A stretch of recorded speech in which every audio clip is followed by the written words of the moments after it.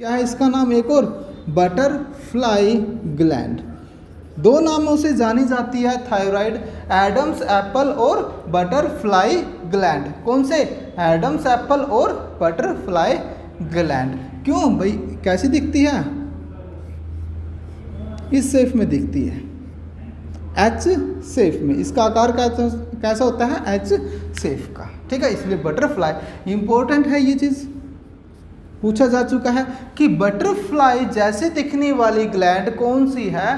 Thyroid gland. अब ये भी क्या करेगी? एक हार्मोन निकालती है। ये भी क्या निकालेगी? एक हार्मोन निकालेगी, और उस हार्मोन के नाम क्या क्या होंगे? तो आप क्या बोलोगे? थायरोक्सिन और कैल्सीटोनिन। कैल्सीटोनिन कौन कौन से होंगे आपके? कैल्सीटोनिन दो हार्मोन निकालने का काम करती है। कौन सा? थायरोक्सिन और कैल्सीटोनिन हार्मोन निकालने का काम करती है। अब थायरोक्सिन का काम क्या होता है? थायरोक्सिन का काम होता है आपका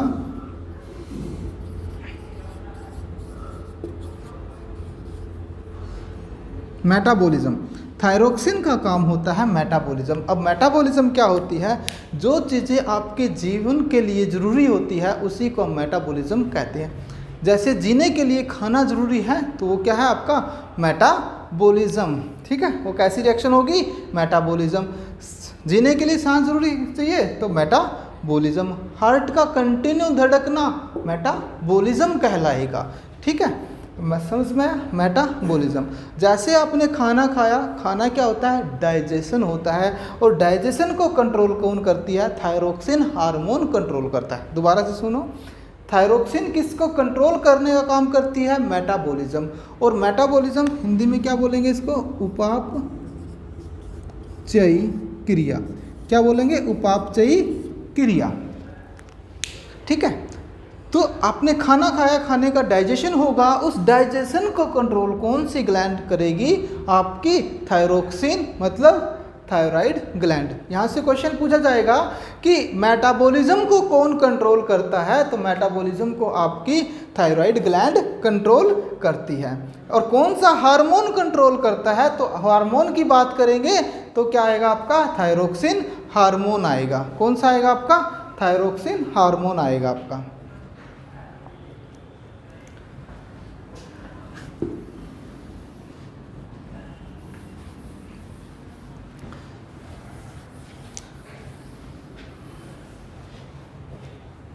अब इस चीज़ को समझिए, अगर थायराइड ग्लैंड क्या बनाती है? थायरोक्सिन बनाती है।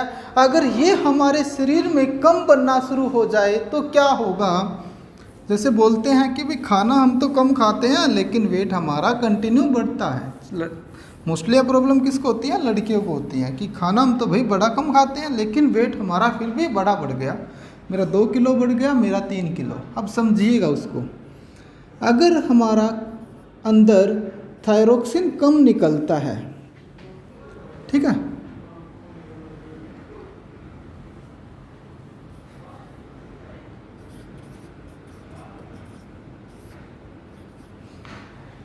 अगर हमारे अंदर थायरोक्सिन कम निकलता है, पहले इस चीज़ को समझिए, थायरोक्सिन किसको कंट्रोल करता है?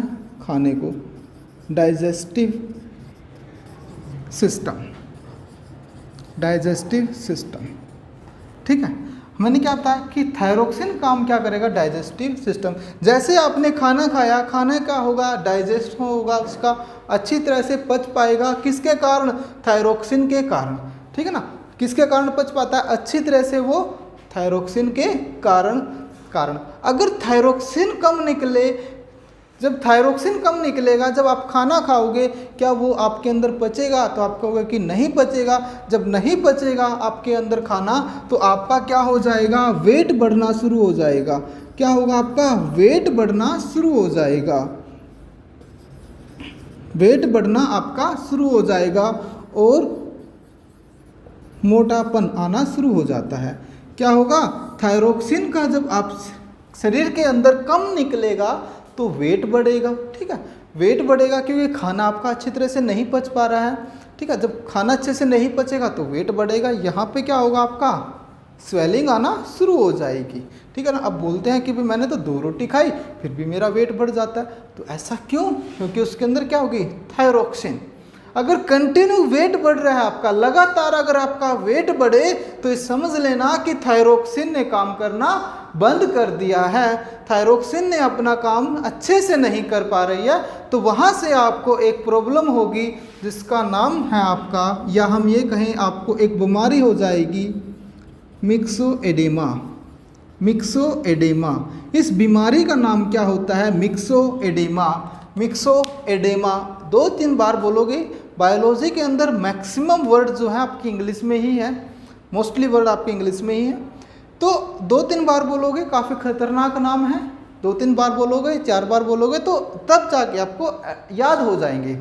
ठीक है। तो मैंने क्या बताया कि आपका अगर कंटिन्यू वेट बढ़ता है, अगर आपका कंटिन्यू वेट बढ़ेगा तो कंटिन्यू वेट बढ़ने से आपका किसने काम करना बंद कर दिया है? थायरोक्सिन ने काम करना बंद कर दिया है। और इस थायरोक्सिन के काम बंद करने से आपका कंटिन्यू वेट बढ़ेगा, और वेट जब आपका बढ़ेगा तो आपको एक प्रॉब्लम होगी या एक रोग हो जाएगा जिसको हम क्या कहते हैं? मायोएडेमा, मिक्सोएडेमा। क्या बोलते हैं? मिक्सोएडेमा। तो यहीं से आपसे क्वेश्चन पूछा जाएगा कि लगातार वेट बढ़ने से या थायरोक्सिन के कम होने से आपको कौन सा रोग होता है? मिक्सोएडेमा। कौन सा रोग होगा आपको? मिक्सोएडेमा। ठीक है। हाँ जी, अब आगे देखते हैं इसके। अगर थायराइड ग्लैंड कम के बजाय अब अधिक निकले तो फिर क्या होगा? कम के बजाय अगर ये आपके शरीर में अधिक बनना शुरू हो जाए तो फिर क्या होगा? फिर भी आपको एक प्रॉब्लम होगी। अब फिर आपको एक प्रॉब्लम हो जाएगी। अब देखो, ये जो थायराइड जो ग्लैंड है वो किसको कंट्रोल करती है? आपके डाइजेस्टिव सिस्टम को कंट्रोल करने का काम करती है। ठीक है। तो जिससे क्या होगा? आपका खाना ज़्यादा पचेगा। ठीक है ना। जिससे आपका खाना क्या होगा? ज़्यादा पचना शुरू हो जाएगा, और जब ज़्यादा पचना शुरू होगा तो आपका क्या होगा? वेट कम होना शुरू हो जाएगा। क्या होगा? वेट कम होना शुरू हो जाएगा आपका। पहला ही तो आपका, अगर थायरोक्सिन आपका अधिक होगा हमारे अंदर तो डाइजेशन सिस्टम की जो स्पीड है वो बढ़ेगी, और जब बढ़ेगी तो आपका वेट क्या होगा? कंटिन्यू कम होता आ जाएगा आपका। और दूसरा कारण क्या होगा? जब ये ज़्यादा हो जाती है तो यहाँ से आपका एक आकार बढ़ जाता है। क्या होगा? एक आकार बढ़ जाता है, और इस आकार बढ़ने से आपको एक रोग होता है जिसको हम क्या कहते हैं? घेंगा रोग बोलते हैं। क्या होगा? घेंगा रोग।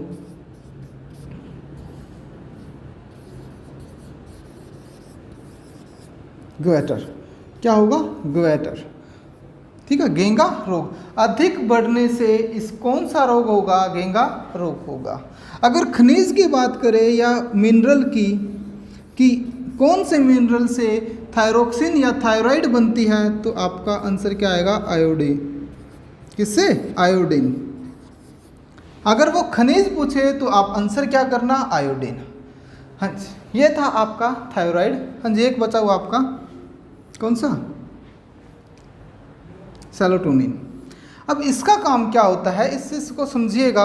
अब मैं आपसे पूछता हूँ कि भाई कैल्शियम हमारे शरीर के अंदर कहाँ कहाँ पाया जाता है, तो आपका आंसर क्या आएगा? कि हमारे बालों के अंदर भी कैल्शियम होता है, हमारे नाखूनों में भी कैल्शियम होता है, हमारे हड्डियों में भी कैल्शियम पाया जाता है, और हमारी बोन के अंदर भी कैल्शियम पाया जाता है। लेकिन हमारे ब्लड में भी क्या है? कैल्शियम है। हमारे ब्लड के अंदर भी क्या है? कैल्शियम है। जैसा हम दूध पीते हैं, दूध के अंदर क्या होता है? कैल्शियम पाया जाता है। और जब आपने दूध पिया तो वो कहाँ जाएगा? पेट में, पेट से छोटी आंत में, और छोटी आंत से आपका किस में मिल जाएगा? ब्लड के अंदर मिल जाएगा। ठीक है। किसके अंदर मिलेगा? आपका ब्लड के अंदर मिल जाएगा। अब यहाँ से ध्यान से चीज़ों को समझना, क्योंकि आपको पता है कि हड्डियों के लिए कैल्शियम बहुत ज़रूरी होता है। तो मैंने क्या कहा कि कैल्शियम आपका कहाँ पे है? ब्लड के अंदर है। लेकिन कैल्शियम किसको चाहिए? आपकी हड्डियों को चाहिए। क्यों चाहिए भाई? ताकि आपकी क्या हो? हड्डियाँ मजबूत हों, रिजिडिटी बने, ताकि आपकी हड्डियाँ मजबूत हों। इसलिए कैल्शियम की ज़रूरत होती है। किसकी? कैल्शियम की ज़रूरत होती है। और ब्लड से ब्लड से कैल्शियम को बोन तक पहुंचाने का काम कौन करता है? आपका सेरोटोनिन काम करता है। कौन करेगा? सेरोटोनिन काम करेगा। तो यहीं से क्वेश्चन आपका बनेगा कि जो ब्लड से बोन तक कौन कैल्शियम को ट्रांसफर करता है, तो कौन करेगा? कैल्सीटोनिन। ठीक है, इसका सिर्फ यही काम होता है, ब्लड से बोन तक कैल्शियम को पहुंचाने का काम। अब बोन में अंदर कैल्शियम का काम क्या होता है? रिजिडिटी प्रोवाइड करना, मतलब हड्डियों को मजबूती प्रदान करना। यह है आपका थायराइड ग्लैंड। क्वेश्चन क्या क्या बनेंगे? सबसे पहले आपसे यही पूछेगा लोकेशन क्या है, तो आप क्या बोलोगे? गले में। इसका किस नाम से जाना जाता है? एडम एप्पल कौन सी ग्लैंड को बोला जाता है? थायराइड। बटरफ्लाई कौन सी को? थायराइड को। ये कौन से हार्मोन निकालती है? 2 हार्मोन निकालती है। ठीक है ना, ये आपसे इससे एग्जाम में क्वेश्चन पूछा जाएगा। हाँ जी, नेक्स्ट पढ़ते हैं। इसी के पास मैंने क्या बताई थी कि इसी के पास गले के अंदर एक और आपकी ग्रंथि होती है, एक और ग्लैंड पाई जाती है, जिसका नाम क्या है? Parathyroid gland. क्या नाम है? Parathyroid gland. हाँ जी, नेक्स्ट का नाम डालना पैराथायराइड ग्लैंड।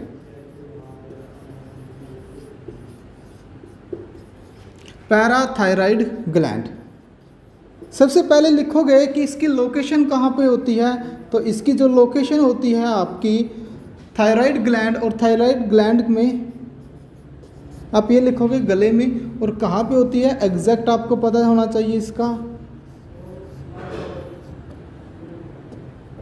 इसके एच के चारों कोनों में प्रेजेंट होती है। ये क्या करेगी? एक हार्मोन बनाएगी। ये भी क्या करेगी? एक हार्मोन बनाने का काम करेगी। जब ये हार्मोन बनाएगी तो उसका नाम क्या होगा? आपका PTH। क्या होगा? PTH। और उसको हम क्या कहते हैं? पैराथॉर्मोन।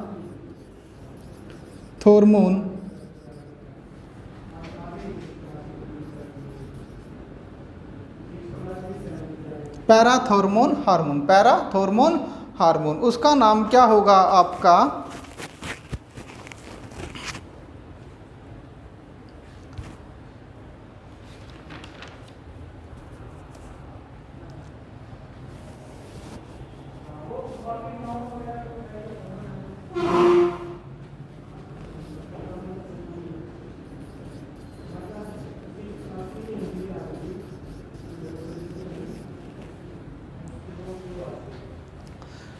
एक हार्मोन बनाने का काम करती है PTH। ठीक है, अब इस PTH का काम समझिएगा क्या होता है। इस PTH का काम ऐसा नहीं है कि भाई कैल्शियम सिर्फ आपकी हड्डियों को ही ज़रूरत होता है। ठीक है ना, ऐसा नहीं है कि भाई कैल्शियम सिर्फ आपकी हड्डियों के लिए ही ज़रूरी होता है। जैसे मैंने ये बाजू को क्या किया? ऐसे किया, मूव किया, या चल पाते हो, दौड़ पाते हो। ठीक है ना, वो किसके कारण होता है? तो आपका क्या होगा आंसर कि सर वो तो सिर्फ मांसपेशियों के ही कारण हमारे अंदर होता है। ठीक है ना, मूव करना या मेरे हाथ का ऐसे मूव करना, ये किसके कारण होता है? मांसपेशियों के कारण होता है। तो मांसपेशियों को भी क्या जरूरत होती है? कैल्शियम की जरूरत होती है। जब आपको चोट लगती है और उस चोट का कुछ टाइम बाद ऑटोमेटिकली खून बंद होना, उसको बोलते हैं रक्त का थका जमना। जब रक्त का थका जमाने में भी कैल्शियम की ज़रूरत होती है। ठीक है ना, कैल्शियम की ज़रूरत होती है।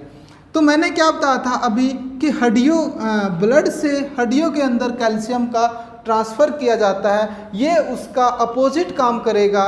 ये काम क्या करेगा? जो आपके बोन में कैल्शियम होगा उसको दोबारा से ब्लड के अंदर भेज देगा। मतलब कि जो आपके बोन के अंदर एक्स्ट्रा कैल्शियम होगा, जो एक्स्ट्रा कैल्शियम होगा उसको किस में भेज देगा? ये ब्लड के अंदर भेज देगा। ठीक है, काम क्या है? बोन के अंदर जो एक्स्ट्रा कैल्शियम होगा वो ब्लड के अंदर ट्रांसफ़र करने का काम करेगा। अब दूसरी चीज़ यहीं से समझिएगा, अगर पैराथायराइड, अगर हमारे शरीर के अंदर PTH हार्मोन, अगर हमारे शरीर के अंदर PTH हार्मोन कम बने तो क्या होगा?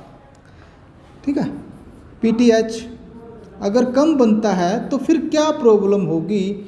ठीक है। मैंने क्या कहा कि ये जो एक्स्ट्रा कैल्शियम है वो कहाँ पर भेज देगा, ब्लड के अंदर भेज देगा। जब ये कम निकलता है, जब हमारे शरीर के अंदर पीटीएच कम निकलेगा, क्या ये एक्स्ट्रा कैल्शियम को ब्लड के अंदर भेज पाएगा? तो नहीं होगा। तो मतलब ब्लड में किसकी कमी हो गई? कैल्शियम की कमी हो गई। तो यहीं से हमें एक रोग होता है, आपने सुना भी होगा, इस रोग को क्या बोलते हैं? टिटेनी। क्या बोलते हैं? टिटेनी रोग। क्या बोलेंगे? टिटेनी रोग बोलेंगे। अब ये टिटेनी रोग जान कि क्या होता है कि आपने नॉर्मल ही देखा होगा कि कई बार आप जैसे बैठे होते हैं या चेयर पे या अपने घर पे बैठे होते हैं, या मैं ये कहूँ कि मेरी बाजू कई बार काम करना बंद कर देती है। जैसे बोलते हैं ना कि हाथ मेरा सो गया, पैर मेरा सो गया, या नस पे नस चढ़ना। वो नस पे नस चढ़ना, अगर वो ही चीज़ आपकी कंटिन्यू हो जाए, वही चीज़ कंटिन्यू हो जाए, उसी को हम क्या कहते हैं? टिटेनी रोग कहते हैं। नस पे नस चढ़ने को ही हम क्या कहते हैं? टिटेनी रोग कहते हैं। अब आपको पता है कि सनलाइट से हमें विटामिन डी मिलती है, और विटामिन डी इस रोग को दूर कर सकता है, जिसको ये प्रॉब्लम होती है। तो आप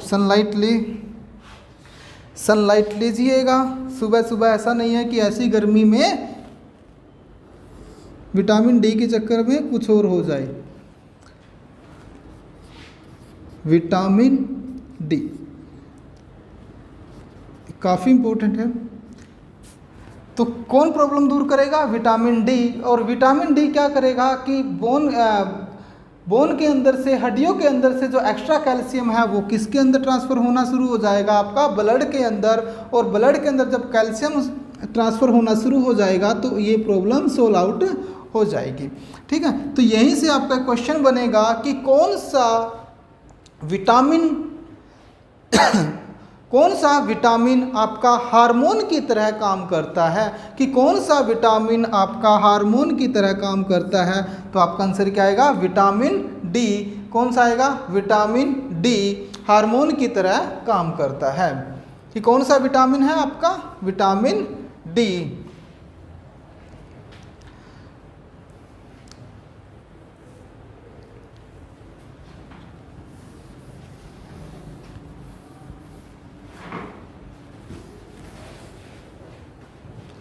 अगर हमारे शरीर के अंदर पीटीएच ज़्यादा बनना शुरू हो जाए, अगर हमारे शरीर के अंदर पीटीएच ज़्यादा बनना शुरू हो जाए तो क्या होगा? जो कैल्शियम है हड्डियों के अंदर, जो कैल्शियम है वो उसका मैक्सिमम ट्रांसफ़र कहाँ होगा? हमारे ब्लड के अंदर होगा।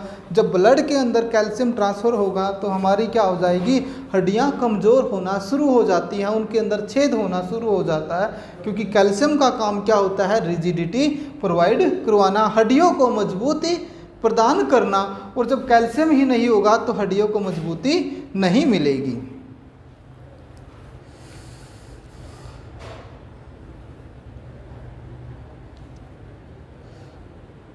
और दूसरा एक और चीज़ प्रॉब्लम होगी यहाँ पर। अब देखो कैल्शियम किसके अंदर है आपका? अब कैल्शियम ज़्यादा कहाँ पे है आपका? ब्लड के अंदर है। जब ब्लड के अंदर कैल्शियम है, जब कैल्शियम मिला हुआ ब्लड आपके कहाँ पर जाएगा? आपके किडनी के पास जाएगा। और किडनी का काम क्या होता है? ब्लड को फिल्टर करना, ब्लड को फिल्टर करना। तो वो वहाँ पर क्या है? मान लो ये किडनी है आपकी, और ब्लड जब फिल्टर करेगी, ये छलनी लगी हुई है आपकी, एक छलनी ही मान लो जो छानने का काम करती है। तो यहाँ पर कैल्शियम आपका जमना शुरू हो जाएगा। जब कैल्शियम यहाँ पे जमना शुरू होगा तो आपके अंदर क्या बन जाएगा? एक स्टोन बन जाएगा, एक पत्थरी बन जाएगी।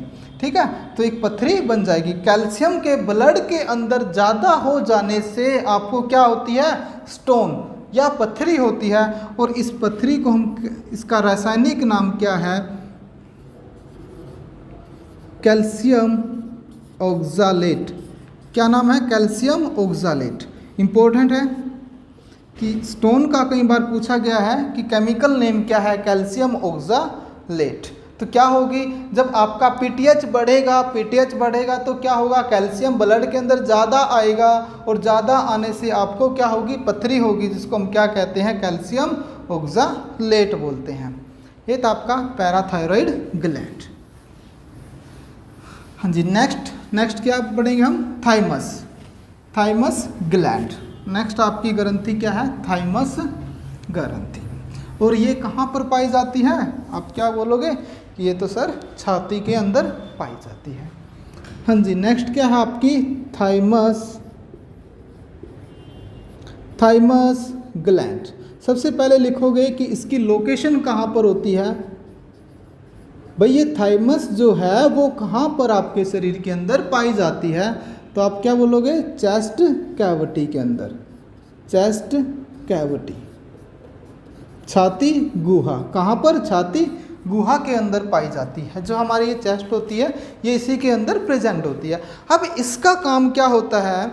इसका काम एक होता है, जैसे हमें 8 या 10 साल बॉयज़ एंड गर्ल्स में डिफरेंस नहीं पता होता कि कौन, जो एक सरे उनको कपड़े पहना दिए जाए तो हमें पहचान में नहीं आएंगे।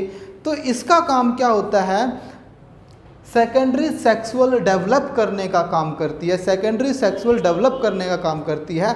जैसे बॉयज़ की बाज का मोटा होना वो किसके कारण होता है? थाइमस ग्लैंड के कारण होता है, हमारा पिच बढ़ जाता है।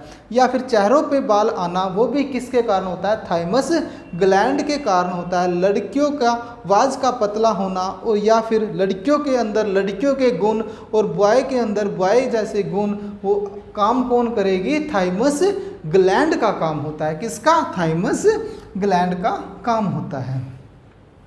यहाँ से भी आपका क्या होगा? एक हार्मोन निकलेगा। यहाँ से भी क्या होगा? आपका एक हार्मोन निकलेगा और उसका नाम क्या होगा? आपका थाइमोसिन। क्या नाम होगा उसका? थाइमोसिन। और इसका काम क्या होता है? एक और काम होता है इम्यूनिटी को बढ़ाना। इम्यूनिटी को बढ़ाने का काम करती है। इम्यूनिटी प्रोवाइड, क्या काम करती है ये? इम्यूनिटी प्रोवाइड करने का काम करती है।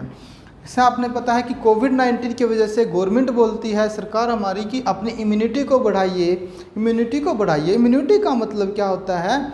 कि जो भी आपके शरीर के लिए हानिकारक है बैक्टीरिया, ठीक है ना, जो भी हानिकारक हैं विषाणु, उनको मारने का काम करती है। और जिससे आपका शरीर स्वस्थ रहे, आप बीमार ना पड़ो, तो वो काम कौन करती है? थाइमस ग्लैंड करती है। और ये थाइमस ही आपकी क्या प्रोवाइड करवाती है? आपको इम्यूनिटी प्रोवाइड करवाती है।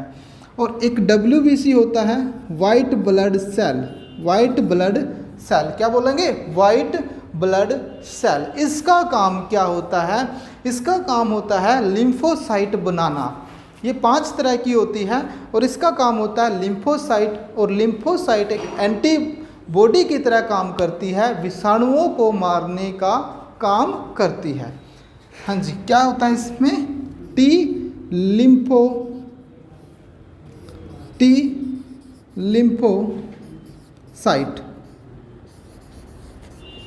लिम्फोसाइट।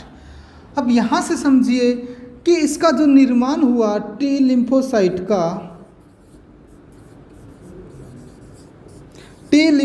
का निर्माण कहाँ हुआ? आपको पता है कि जो WBC होती है वो कहाँ पर बनती है? बोन मैरो के अंदर बनती है। जो हड्डियाँ होती है, मान लीजिए ये हड्डी है आपकी, और ये अंदर से क्या होती है? खोखली होती है। और इसी के अंदर क्या होता है? एक बोन मैरो होता है, ठीक है ना, एक लिक्विड होता है हल्के रंग का यहाँ पर बैक साइड में, तो उसी को हम क्या कहते हैं? Bone marrow. तो जो मैरो के अंदर होगा, और इस बोन मैरो निर्माण तो, लेकिन जन्म तो इसका कहाँ हुआ? बोन मैरो के अंदर हुआ। लेकिन ये जवान कहाँ होगा? थाइमस के अंदर। कहते हैं ना कि जवान कहाँ हुआ? थाइमस के अंदर। जन्म कहाँ हुआ? बोन मैरो के अंदर। और इसको मैच्योरिटी कहाँ पर मिली? थाइमस के अंदर। इसका थाइमस क्या काम करती है? लिम्फोसाइट को मैच्योरिटी प्रदान करती है, जिससे आपकी क्या हो जाती है? इम्यूनिटी पावर बढ़ जाती है। क्यों? क्योंकि आपकी जो लिम्फोसाइट में शक्ति ज़्यादा आ गई है, वो जितने भी बैक्टीरिया आएंगे सभी को मारने का काम करती है। एक यहीं से एक और क्वेश्चन आएगा आपका कि जो थाइमस जो ग्रंथि है वो सबसे ज़्यादा कौन सी एज में एक्टिव होती है? ये क्या हमारी एज का ग्राफ है? जैसे हमारा जन्म हुआ, जैसे जैसे हमारी एज बढ़ेगी तो वो भी क्या होगी, आपकी थाइमस ग्रंथि भी क्या होगी, बढ़ेगी। जैसे जन्म हुआ, जैसे जैसे हम ग्रोथ करेंगे ये थाइमस ग्लैंड भी ग्रोथ करेगी। और जब आप 10 से 15 साल की एज में होंगे तो ये सबसे ज़्यादा आपके अंदर पाई जाएगी थाइमस ग्लैंड। तो सबसे ज़्यादा एक्टिव किस एज में होती है, 10 से 15 की एज में होती है। किसमें, 10 से 15 की एज में होती है। तो जो 10 से 15 की एज में है उनकी इम्यूनिटी पावर क्या है, बहुत ज़्यादा है। उनको कोरोना बहुत ही कम होने के चांसेस है। क्यों, क्योंकि इम्यूनिटी पावर उनकी क्या है, कम है। और जैसे जैसे आपकी एज बढ़ती जाएगी तो ये क्या हो जाएगी, कम होती चली जाएगी। तो इसका साइज क्या होगा, कम होता चले जाएगा। ठीक है। और जैसे हम नॉर्मल एक एग्जांपल से समझिए, जैसे 20 या 22 साल की एज होती है, जब आप सिर दर्द हो जाता है तो नहीं लेते कुछ भी दवाई, बुखार हो गया हल्का फुल्का तो आप ऐसे ही ठीक हो जाते हो। ठीक है। लेकिन हल्का फुल्का बुखार अगर 50 साल की एज वाले व्यक्ति को होता है तो वो ठीक नहीं हो पाता। क्यों नहीं हो पाता, वहाँ पर जो थाइमस ग्लैंड है इसका आकार क्या हो गया है, कम हो गया। जब आकार कम हो गया तो इम्यूनिटी पावर क्या होगी, उसकी कम होगी। और इम्यूनिटी पावर कम होने से उसको क्या लेनी पड़ेगी, टैबलेट लेनी पड़ेगी। और यहाँ पर जो 20 से 22 साल का या फिर 10 से 15 की हम बात करें तो उसको ज़रूरत नहीं पड़ेगी, उसको ऐसे ही ठीक हो जाएगा बुखार। क्यों, क्योंकि वहाँ पर जो थाइमस ग्लैंड है वो बहुत ज़्यादा एक्टिव है। ठीक है। हाँ जी, ये चीज़ है। आपसे क्वेश्चन क्या पूछेगा, लोकेशन कहाँ पे होती है, चेस्ट के अंदर होती है। किस एज में सबसे ज़्यादा एक्टिव होती है, 10 से 15 की साल में। कि ये कौन सी ग्लैंड है जो एज बढ़ने पर बढ़ती है और फिर घटती है, तो आपका आंसर क्या आएगा, थाइमस ग्लैंड होती है।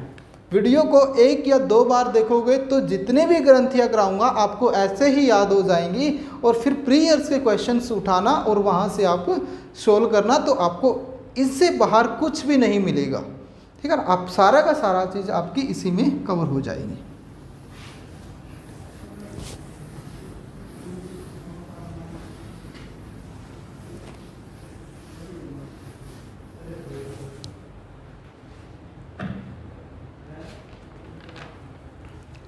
नेक्स्ट ग्लैंड का नाम लिखिए पैनक्रिया, पैनक्रियास। अब आप बोलोगे कि पैनक्रिया कहाँ पर होती है, काफ़ी इम्पोर्टेंट है। पैनक्रिया की जो लोकेशन होती है, इसकी जो लोकेशन होगी वो अमाशय के पास होगी। कहाँ पर, अमाशय, पेट के पास। ठीक है। इसी ग्लैंड को, पैनक्रियाज को मिक्स ग्लैंड बोला जाता है। क्या बोला जाता है इसको, मिक्स ग्लैंड बोला जाता है। सेकंड क्वेश्चन यहीं से आएगा कि इस ग्लैंड की जो डिस्कवरी किसने की थी, तो आपका आंसर क्या आएगा, लेंगर हैंस। किसने की थी, लेंगर हैंस ने इस ग्लैंड की डिस्कवरी की थी। किसने की थी, लेंगर हैंस ने इस ग्लैंड की डिस्कवरी की थी। अब यहीं से भी ये क्या काम करती है, एक अल्फा सेल का निर्माण करती है, एक बीटा सेल का निर्माण करती है, और एक लैम्डा सेल का निर्माण करती है, और एक एफ सेल का निर्माण करती है। किसका, एफ सेल का। ये 4 सेल को निर्माण करती है। और इन 3 को, पहली 3 को हम क्या कहते हैं, हार्मोन कहते हैं। इन पहले 3 को हार्मोन कहते हैं। और एफ को हम क्या कहते हैं, एंजाइम कहते हैं। एफ को क्या कहेंगे, एंजाइम कहेंगे। एंजाइम क्या कहेंगे, एंजाइम कहेंगे। पहले 3 हार्मोन और लास्ट की एंजाइम। इसीलिए इसको क्या कहा गया है, मिक्स ग्लैंड, कि जो हार्मोन का भी निर्माण करे और एंजाइम का भी निर्माण करे। ठीक है। अब यहाँ से सुन जा, यहाँ से कौन सा हार्मोन निकलेगा, ग्लूकागोन। कौन सा, ग्लूकागोन। और यहाँ से कौन सा निकलेगा, इंसुलिन। और यहाँ से कौन सा निकलेगा, स्मैटोस्टैटिन। स्मैटोस्टैटिन, कौन सा, स्मैटोस्टैटिन। ये 3 हार्मोन निकलते हैं, ग्लूकागोन, इंसुलिन और स्मैटोस्टैटिन। ठीक है। अब ध्यान से समझिएगा यहाँ से,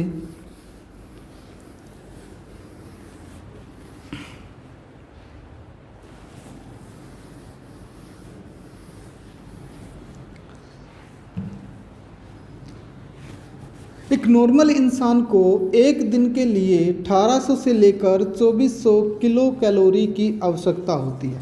आप कोई भी काम करोगे, करोगे तो एनर्जी ख़त्म होगी। एनर्जी आपको किससे मिलती है? खाने से मिलती है। तो उस खाने से आपको कितनी एनर्जी की ज़रूरत होती है? 1800 से लेकर 2400 किलो कैलोरी की आवश्यकता होती है आपको पूरे दिन में। जो ज़्यादा हार्ड वर्क करता है तो उसको कितनी, और जो ऑफिस वर्क करता है उसको इतनी।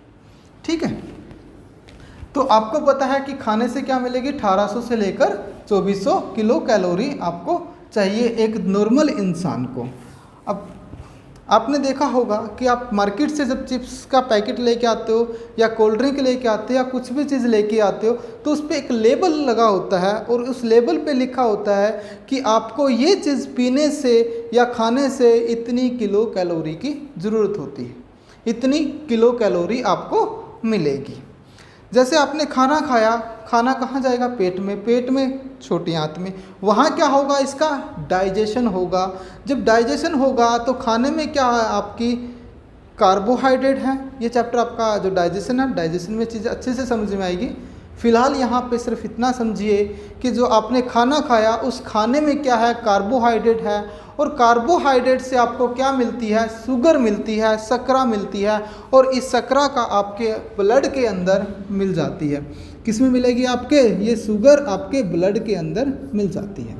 ठीक है, अब 1800 से लेकर 2400, मैंने कहा चिप्स या पैकेट पर लेबल लगा होता है, या फिर आप जब खाना खाते हो 2 या 3 रोटी आपने खाई, आज आपका मौसम अच्छा है, मूड अच्छा है, तो आपने क्या खा लिया? 8 रोटी खा ली। अब क्या पता है कि कितनी कैलोरी मिलेगी? या हम ये कहें कि जब इनविटेशन आ गया, शादी में जाना है, सब शादी में जाएंगे तो क्या होगा? हज़ारों डिश होंगी, तो हज़ारों डिश होंगी तो तब तक खाएंगे जब तक पेट पूरी तरह से टाइट ना हो जाए। ठीक है ना, ऐसे ना निकल जाए, तब तक खाएंगे तो के। गुलाब जामुन 8, 10, 12 खा लिए तो आपको क्या है? कैलोरी बढ़ेगी। कैलोरी बढ़ेगी तो मतलब आपके ब्लड के अंदर क्या होगा? शुगर बढ़ेगा। ठीक है, अब शादी में गए, शादी में आपने अच्छे से खाना खाया, ठीक है, तो आपका ने 4 रसगुल्ले खाए तो आपका पेट भर गया, लेकिन आपका मन फिर भी नहीं माना। आपने क्या किए? 2 और खा लिए, फिर भी नहीं, 2 और खा लिए, तो 4 एक्स्ट्रा रसगुल्ले खा लिए। तो जब आपने 4 एक्स्ट्रा रसगुल्ले खाए तो वहाँ से क्या हुई? आपको शुगर बढ़ेगी। ठीक है ना, क्योंकि कैलोरी बढ़ेगी, कैलोरी बढ़ेगी तो शुगर बढ़ेगी। ध्यान से सुनना, डायबिटीज़ का केस है यहाँ पर कि कैसे डायबिटीज़ बनती है, ये चीज़ ध्यान से सुनना। अब इंसुलिन का काम क्या होता है? इंसुलिन यहाँ पे क्या काम करता है? ये क्या काम करेगा? आपके ब्लड के अंदर जो एक्स्ट्रा शुगर है, जो आपके ब्लड के अंदर जो एक्स्ट्रा शुगर है या शर्करा है आपके ब्लड के अंदर, ये इसको फैट के अंदर बदल देगा। किसके अंदर? वसा के अंदर बदल देगा। इंसुलिन ने काम क्या किया कि भाई आपके अंदर जितनी शुगर की ज़रूरत थी उतना रख लिया, बाकी एक्स्ट्रा को फैट के अंदर बदल दिया। ठीक है, ये काम किसका होता है? इंसुलिन का होता है। जैसे आपको सिर्फ चलो छोड़ो चीज़ को कि एक्स्ट्रा शुगर को क्या करेगा? ये किसके अंदर? फैट के अंदर बदल देगा। अगर यही चीज़ अब हमारे शरीर के अंदर इंसुलिन कम बनना शुरू हो जाए, अगर इंसुलिन कम बनना शुरू हो जाए तो क्या होगा? क्या प्रॉब्लम हो सकती है? अब ब्लड के अंदर आपकी क्या है? एक्स्ट्रा शुगर है। क्या एक्स्ट्रा शुगर फैट के अंदर चेंज होगी? तो नहीं होगी ना। अच्छे से फैट के अंदर अच्छे से शुगर चेंज नहीं होगी। जब फैट के अंदर शुगर नहीं बदलेगी तो हमारे ब्लड के अंदर क्या होगा? शुगर लेवल बढ़ेगा। तो ब्लड के अंदर क्या होगा? आपका शुगर लेवल बढ़ेगा। और जब शुगर लेवल बढ़ेगा तो यहाँ से आपको एक रोग हो जाएगा। क्या रोग होगा? आपको मधुमेह रोग। कौन सा रोग होगा आपको? मधुमेह रोग। कौन सा रोग हो जाएगा आपको? मधुमेह रोग हो जाएगा, या हम ये कहें कि डायबिटीज़ रोग आपको हो जाएगा। कौन सा? डायबिटीज़ रोग आपको हो जाएगा। किसकी? इंसुलिन के कम होने से आपको क्या हुआ? मधुमेह रोग हुआ। क्यों हुआ? क्योंकि वो इंसुलिन क्या काम करती है? आपके ब्लड के अंदर रक्त की या रक्त के अंदर शर्करा की मात्रा को नियंत्रण करने का काम करती है। जब ब्लड के अंदर कंट्रोल नहीं होगा शुगर का तो शुगर बढ़ेगा और इस शुगर बढ़ने से आपको क्या होगा? मधुमेह रोग हो जाएगा। अब दूसरी चीज यहीं से सुनिएगा,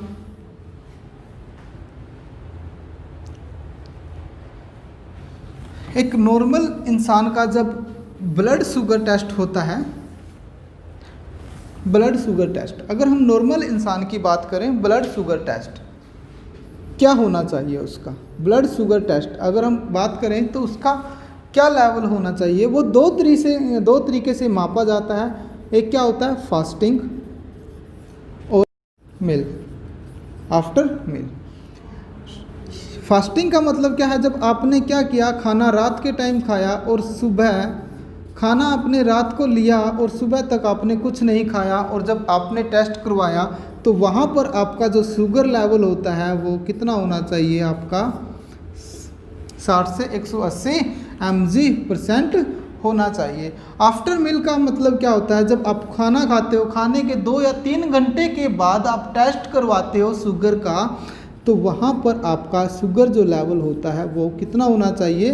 140 mg%। कितना होना चाहिए? 140 mg%। क्या होना चाहिए? फास्टिंग का मतलब 60 से 80 तक आपका शुगर लेवल, और ये होना चाहिए। अब इस चीज़ को समझिए। फास्टिंग, आपने खाना खाया रात के टाइम, वो खाना क्या होगा? आपका अच्छे से पचेगा। जब अच्छे से पचेगा तो इंसुलिन काम क्या करेगा? जो एक्स्ट्रा शुगर होगी उसको किस में बदल देगा? आपके किस में बदल देगा? वो फैट के अंदर बदल देगा। तो यहाँ शुगर लेवल कम होगा नहीं होगा ब्लड के अंदर? यस, कि शुगर लेवल कम होगा तो वहाँ पे जो लेवल है नॉर्मल इंसान का कितना होना चाहिए? इतना। जब आपने खाना खाया 2 घंटे बाद आप टेस्ट करवाने गए, मानो कि आप 2 घंटे खाना खा के आप शुगर टेस्ट करवाने के लिए चले गए, तो जब शुगर टेस्ट करवाओगे तो खाना तो डाइजेशन नहीं हुआ अच्छे से, ठीक है? तो खाना में अंदर जो शुगर थी ब्लड में, तो वो फैट में चेंज नहीं हुई, फैट के अंदर चेंज नहीं हुई। जब फैट के अंदर चेंज नहीं होगी तो वहाँ पे आपका शुगर लेवल कितना होना चाहिए? इतना होना चाहिए, ठीक है?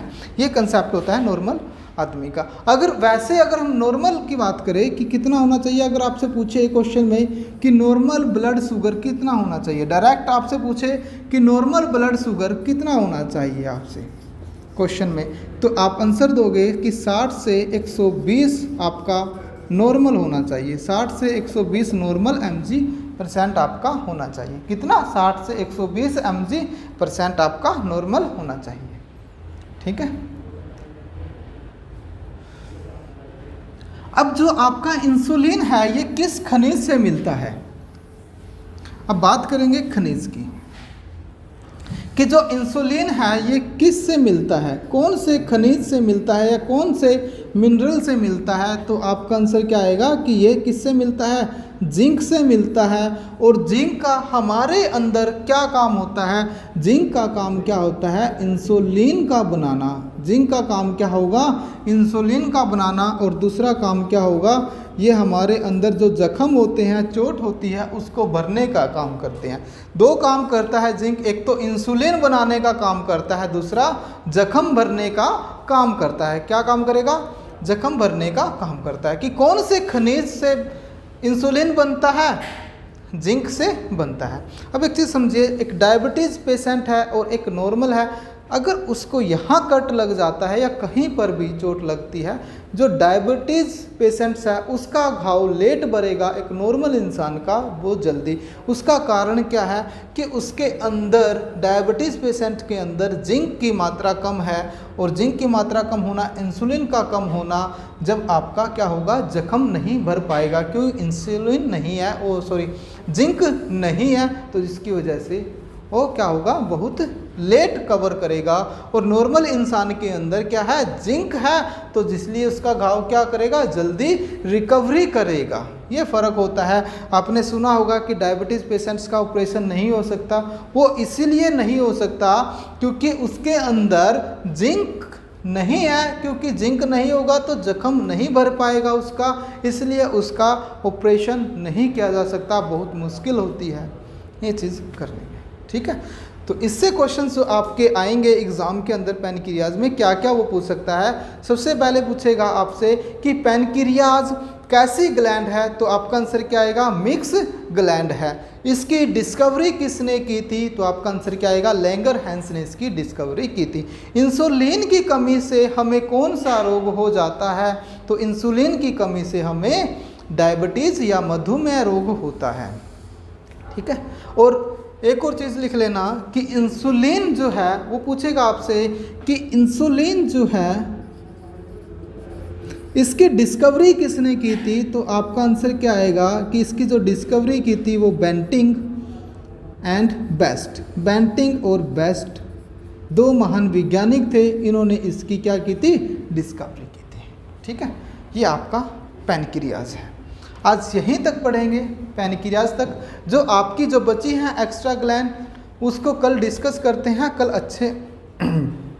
कल उनको पढ़ते हैं और आपका ये टॉपिक कल कंप्लीट हो जाएगा।